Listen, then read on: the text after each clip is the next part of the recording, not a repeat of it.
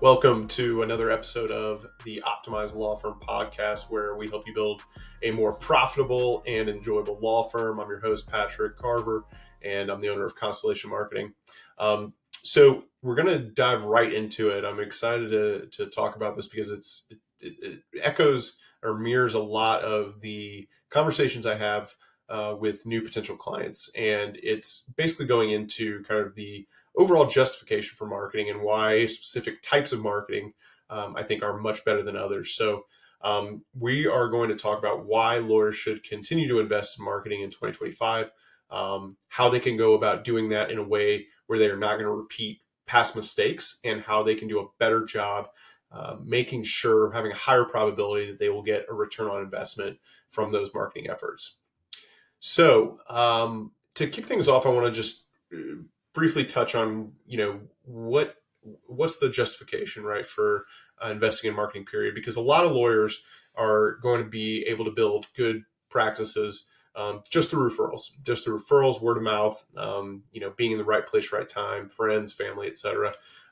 But what I've found is that the financial goals of a lot of law firm owners don't match up with the capabilities of what referral marketing can bring, right, and word of mouth. And so we're going to cover kind of what that looks like, or why there's a ceiling to that, and then we're going to go into really why you should still be continuing to invest in marketing, and how to do it the right way to make sure you get the best ROI for the money you put in. But not only that, that you're doing it in a way that is relatively frustration free, so that you don't have some of the same mistakes that a lot of law firms make. When I talk to them, they've gone down the wrong path as far as wrong strategies, worked with companies that don't really accomplish anything for them, and ends up being a big huge point of contention. So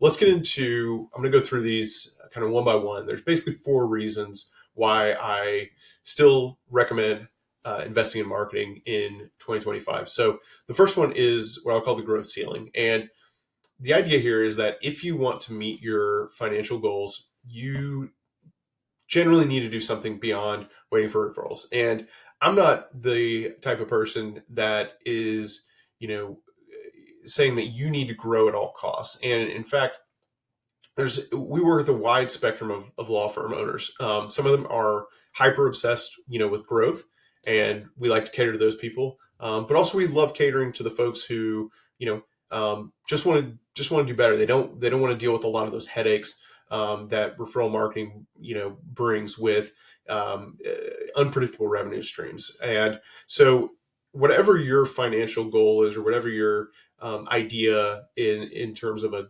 good amount of revenue, and the way you acquire that revenue, referrals alone are generally not going to get you there. They're going to get you quite a ways, but because of the unpredictability and the challenges of repeating that or scaling that, you're going to be in a bit of a roller coaster pattern where some months are going to be great, while others are going to leave you scrambling, essentially, and you're then kind of coasting off of those really good months, but all of the work is coming in there and it's concentrated, and then you have these other months that are really light, and so it's not a good look. It's not a good look for a number of reasons. Obviously, number one, the financial stress of having those months where it's unpredictable, that is tremendously taxing. I know this, obviously from my own experience as a business owner, is that, when you start to see money not coming in, it's panic inducing. And with lawyers, especially small law firm owners, it's every month really is kind of wondering, like, will we get to the goal of what I want, or will we get to that plateau, or that level that's going to pay for all of my expenses, pay for our staff, and ultimately help me add profit on top of that, so I can start building wealth. And it's extremely stressful, and this really can affect a lot of practical matters as well, from you being able to run a good business. Because when you don't have that predictable revenue, you're not able to really hire when you need to. It's challenging to plan, and all of anything that you want to plan in the future, is going to largely be contingent on, can you pay for it, and whether or not you're getting a reliable stream of clients in. And so if you are, maybe you're getting a reliable stream of clients, but it's at this certain plateau, you really don't, it's frustrating. And, and the cure for this is getting to a place where you basically have more work than you can handle, and that you start to be able to be more discriminating about the cases you get, which ultimately, can help you increase your fees. It smooths out those months, those roller coaster months, so that, you're just not living month to month and having a lot of that stress. If you are on the other end of the spectrum, and you're all about growth, and you're at a place that this is a really common scenario with our clients, is that they've built a good business.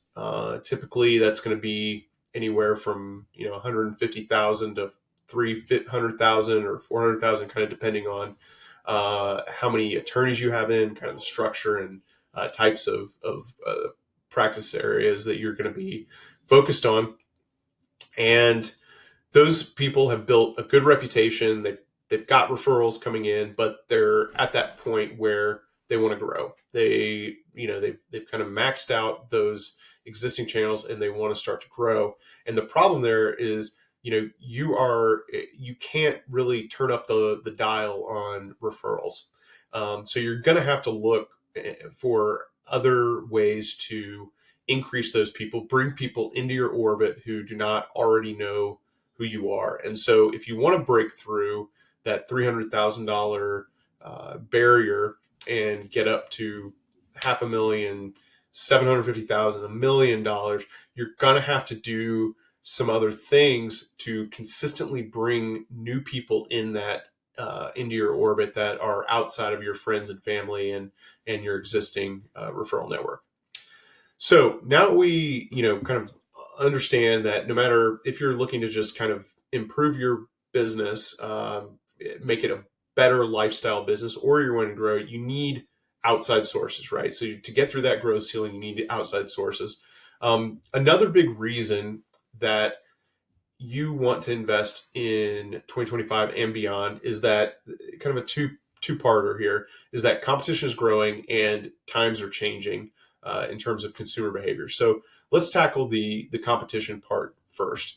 So according to the American Bar Association, over the past decade, there have been about 41,000 new lawyers. And so on face value, and compared to historical markers, that's it's not that much compared to other parts of history in terms of the total growth of the legal industry. That being said, there are still more lawyers than there ever have been. There's over 1,300,000 lawyers in the United States.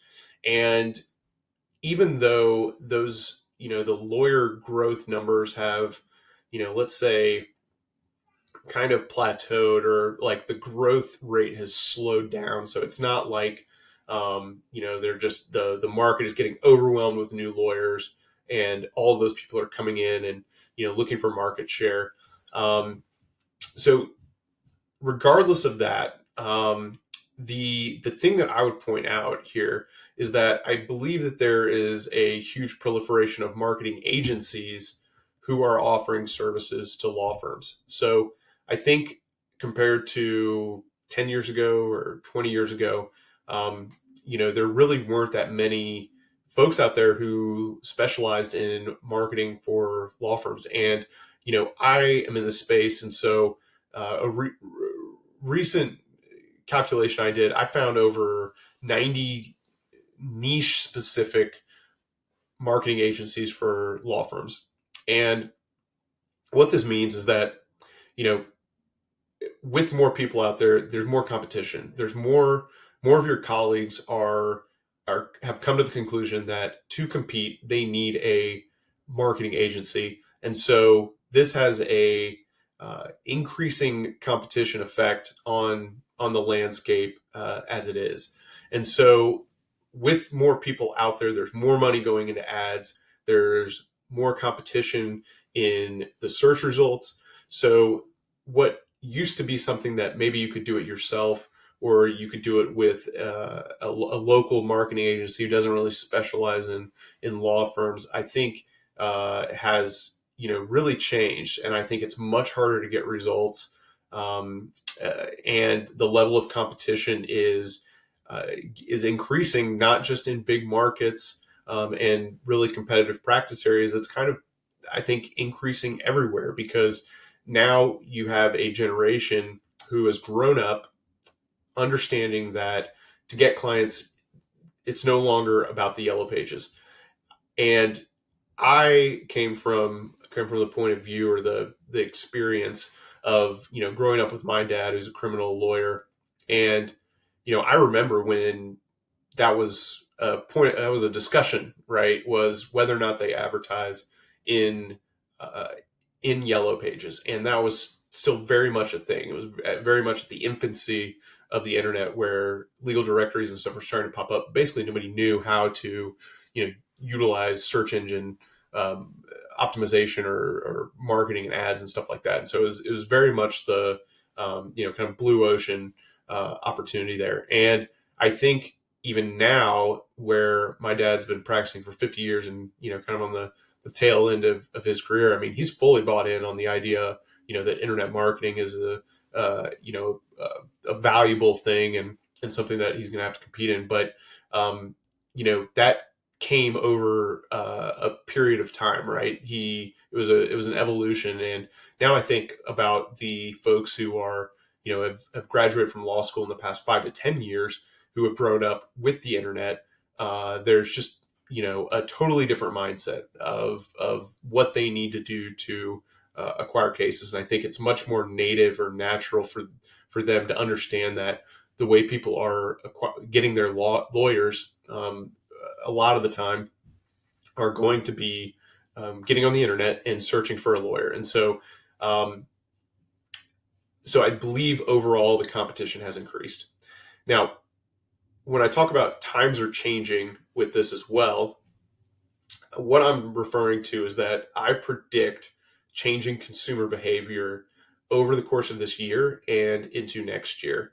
And this is primarily related to the prevalence of AI, and specifically AI in search engines and answer engines, and ways that people, especially the younger generation, are beginning to consume information. So, um, to be totally candid, we don't know, and I don't certainly don't know what the rest of the year holds and into the future, because we're starting to see ChatGPT search, Perplexity search being used more. We're starting to see Apple and these other areas like Google are incorporating AI into search results, into Alexa, into all of these avenues. And so um, we're starting to see some softening of Google's dominance on search.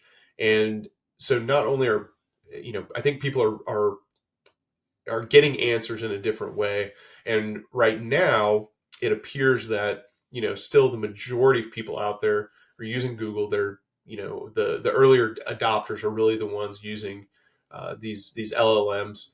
But I don't anticipate that's going to be forever. And we're already starting to see these search tools, these LLM search tools like Search GPT, start getting a little bit of market share. It's not an enormous amount, but I think this is going to progress very, very rapidly. And at the end of the year, it's going to look very different. And so, on face value, you could look at overall market share of Google and say, well, they have 90% of the search market or something like that. But and that is absolutely true. But I think increasingly, as more people adopt this, you're going to see a rapid change, or see the potential of a rapid change very quickly. And so we're heavily investing in looking at optimizing for LLMs, so basically search experience optimization. And I predict that, there will be a lot of change with how people are finding those answers and finding lawyers. And basically, you need to be nimble and prepare for this as we move forward for the rest of the year. And so, a big part of being on top of this is, I think, investing in smart marketing companies who are kind of leading uh, on the understanding of this and developing strategies around how to get clients like yourself into those positions. So, as these times are changing, I think the big winners here are going to be those who stay agile and invest in the right marketing channels. And I'll talk about this a little bit more in reason number 4, but the basic idea of what I would consider the right marketing channel is the one that's going to produce ROI for you. So, as you're developing your marketing strategy, I think it should continue to be an evolution. I think things, like I said, are going to change. By how much, I don't quite know yet. And so that's why it's really important to stay agile, be open to investing in new channels, but also always be running it through your own buy box, or your own kind of, metrics as far as what is worthwhile in terms of producing return on investment for your business. So the third reason why I think you should invest in marketing is that, with the right mentality and going in with a certain amount of learning, you can avoid past mistakes. So, whenever I talk about marketing, you can't talk about it without discussing the elephant in the room, which is previous marketing failures.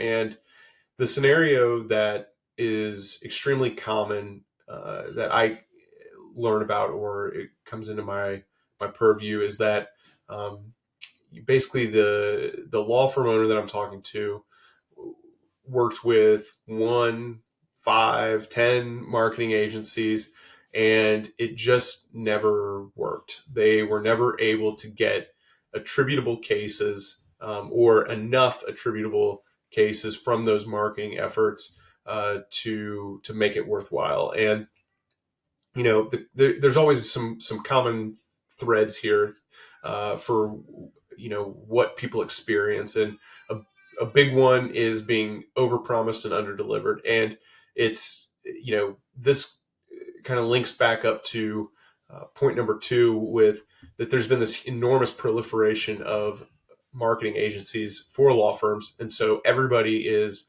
looking for a competitive edge in terms of selling, right? And so they're going to make huge promises, and often something breaks down. Either they are just openly, on the scammy side, right? They just are going in with no real intention.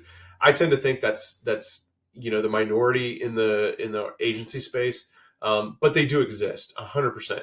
I think what's more common is that people they overpromise, not really knowing if they can actually deliver. That it's more of a hopeful thing that they're going to be able to get you the results that you want, and they think they can do it, but then in practice, it fails for inexperience, or a variety of reasons, and so it really, it's frustrating. I get it, and it's it can really make you not interested in getting involved with marketing, period, right? Because of how much distaste you have for talking with people, and going through this multiple times, potentially not only losing a lot of money, but I think one of the big things that I see is most frustrating is just the time lost.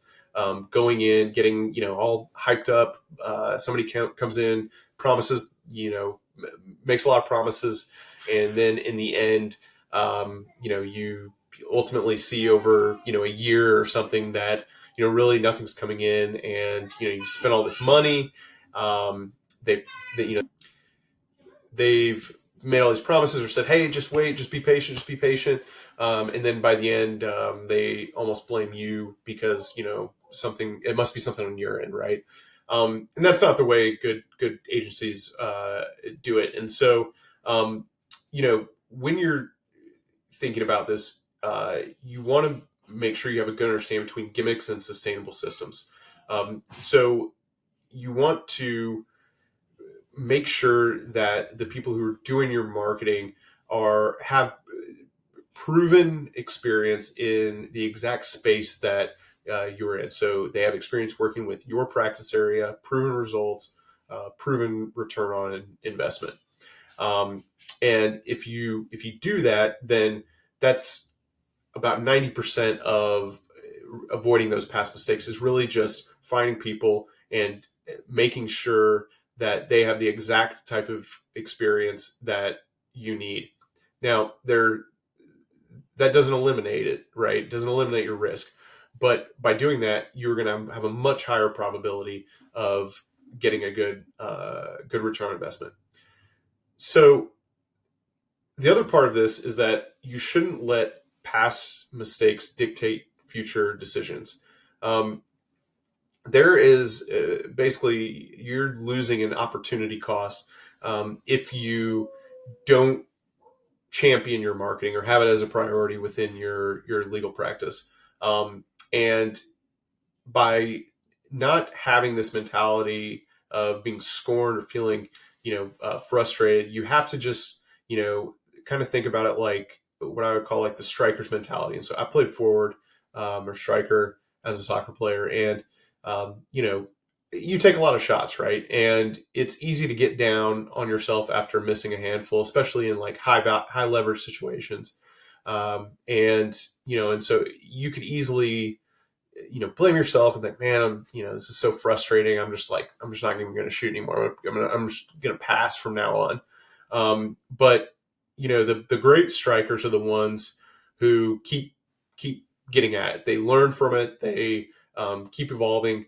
And even within the context of a game, they will keep shooting, because if they can get one at the 90-minute mark, that can be the game winner. And so I think about that as it relates to this, that, if you've had those bad experiences, really take some time to be self-reflective about what went wrong in the previous attempts. And I say self-reflective because I do think there's a component of collaboration here and partnership. And so, yes, there are bad marketing companies, plenty of them, right? I'll be the first to admit it.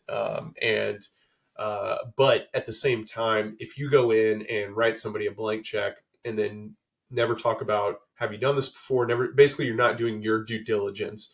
That's a problem, right? And, I think it's healthy and valuable to take some level of ownership with that, and think about what went wrong, write those things down so that you have something of a framework. Or, I was talking to a real estate agent today, and they call theirs the buy box, right? Like when they see those things that all align, they know that it meets all of the criteria. Okay, they're going to go buy that house. And that's kind of the same here, is finding those things that you can lean on and look for, to know that it's going to be a good, not only marketing agency, but it's a good type of strategy that is going to give you a good probability of a strong return on investment. So there are a few questions you can ask, in terms of before investing in any marketing approach. I like to, tell people, ask about how many times they've done that before, ask them to show real case studies, ask them to talk about kind of like what's the average, so that you can hear what the spectrum is, so that it's not just you asking, hey, have you done this before? And they're like, yeah, we'll show you our, top 3 case studies, right? Well, you may be missing out on the 50 other examples of times when they weren't successful in getting ROI. And so, you want to just think about, like, if somebody was what are some of the good questions that people have asked you, before utilizing your services? Those are the same things you want to ask. You don't need to be an expert at marketing to make an expert level decision, right? And make a good decision for your firm.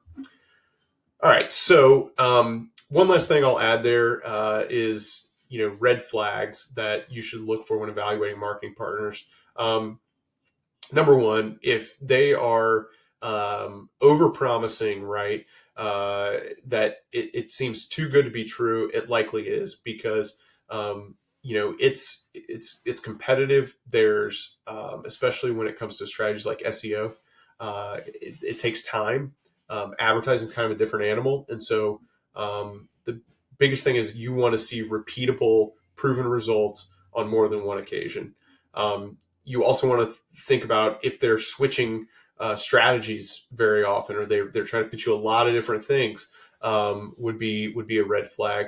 But I think I've mostly covered this in other ways throughout this discussion. So I'll just keep that part brief and move on to the fourth reason why investing in marketing is a great idea, is that, with a sound plan, and there's really a high probability that you will earn a return on investment. So I've given you some different things to think about why you need to be investing right. If you want to break through, your current revenue levels, how to prevent mistakes, things like that. So if you get through to this point, then you want to think about, or you want to think about what's the best way to ensure that you have a high probability of earning a return on investment. And so for me, this is focusing on a proven system or a proven set of strategies that drives measurable results. And so I'm going to speak from my personal experience as an agency owner and working with 85 plus law firms on what we see works. The caveat that I will give you here is that it isn't a one-size-fits-all approach. However, the folks that I see consistently winning, who are working with us and working across the landscape with other marketing agencies, these are the most common things that they make a priority in their marketing lineup. I can't tell you how many times I've seen people coming in peddling, video marketing or social media or podcasts or these different strategies, and they bring them to our in front of me, because somebody's pushing them as something that's going to be low cost, deliver high quality clients, and they're all going to be ready to pay the maximum rate, and it's just not realistic. And so the things that work for us that we've utilized over 10 years and we've seen, validated over and over again, because when we look at all of the lead data and also client acquisition source data, so attribution data, we typically see about 70% of all new clients and leads coming in are going to be a byproduct of organic search. So SEO is the strategy tied to that. We then see another about 10 to 15% coming from advertising. Now, this can skew if you are, obviously spending a ton on advertising and nothing on SEO. But generally, even with advertising, we see SEO being a more dominant piece of that puzzle. And having a great website is kind of the thing that brings it all together. So you have these two strategies on top with a complementary foundation on top of the website being a foundation, right? And so this is the trio of things that I promote and discuss with every single law firm owner. And so I won't get into all of the individual parts of, kind of what the proportion is or the right formula for different law firm owners. I'm just going to talk about, I'm just going to use this as kind of the overall formula that I see among the most effective law firm marketing agencies out there. And I consider us, one in the discussion, maybe not at the top yet, but getting there. And so these three things, it's tough to go wrong if you do them correctly, right?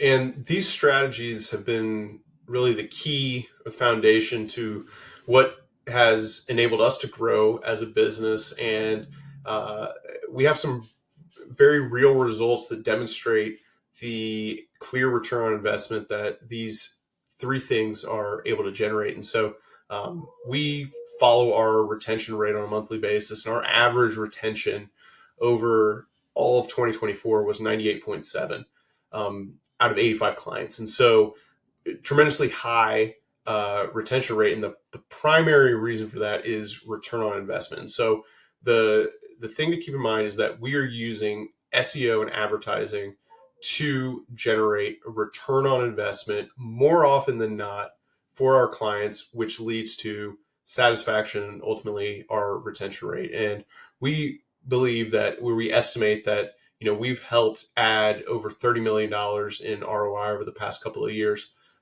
for our law firm clients. And so to extrapolate this, what you want to look for, right, is you want to do one or both of these things. I would recommend both. And you want to find providers who have a demonstrated track record of effectiveness with both of these. And so they're able to guide you through what a good SEO campaign looks like, what a good ad campaign looks like, and basically what's the industry standard for a website, right? It doesn't have to be exceptional, but when I say having a great website, I mean it's functional, it loads quickly, it meets Google's criteria for responsiveness. It basically just is a decent website that can perform all of the functions. And if you invest in those two things and you continue to evaluate the performance of those over the course of a year, so at, let's say, 90-day intervals, it's a very high probability that you will be able to earn a good return on investment from that. Now, of course, you have to be diligent about how much you're spending, and then learning and following up, or holding folks accountable by looking at those metrics on a monthly basis. But without any prior marketing knowledge, you're going to be able to tell how many cases were brought in, how much you spent, and if it's not meeting the return on investment, if it's not generating that, then you need to be asking questions. Okay, what's going on?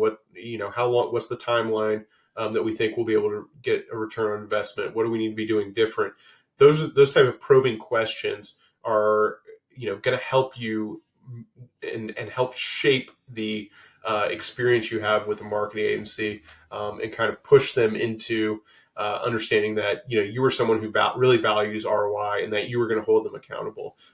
We do this automatically because we think this is the best way to service clients, and sooner or later, if you're not making money with us, then you're going to leave, right? So that's why it's such a priority for us. But you can take this exact same mindset and same structure that we do, where we have a once a month call with our clients. We go through and we do reconciliation about, you give us the list of clients you got, and we will show you exactly which ones are attributable to our marketing efforts. And so there's never any gray area or confusion about, did our marketing efforts actually generate a return on investment for you? And so it's that same mentality that you want to take into your own business. All right, so I think that's where we'll wrap it up for today. And just as a recap, we're talking about why invest in marketing, period, and the reasons that you want to, or that are the reasons you want to keep investing in marketing in 2025. Number one, you're not going to be able to meet your growth goals without doing something outside of referral marketing. Number two, competition is growing and the search landscape is also changing. Number three, you can avoid a lot of past mistakes and get good gains if you do some self-reflection and you take advice about what you need to improve and what you can learn from past marketing experiences. And if you do that, then you're setting yourself up for reason number four, which is that you stand to get a high probability of earning a return on investment if you follow all these steps. So think about it from this perspective. I don't want you to do marketing just for marketing's sake. I want you to do it's with the mindset that this is about predictable financial growth. The reality is that there is a big cost of inaction here. That waiting another year or waiting months to jump in here can mean hundreds of thousands, if not millions of dollars in future revenue for you. So I encourage you to take a positive step forward by starting to do your due diligence, asking around, asking for recommendations, and taking some of this information and applying it to your own situation. And of course, if you ever need any help, please reach out to me, Patrick at goconstellation.com, or just goconstellation.com. We'd be more than happy to take a look at what your current marketing efforts are, what you've done in the past. Happy to just give free advice with no strings attached. So thanks, and I hope this was valuable and that you have a extraordinarily profitable 2025.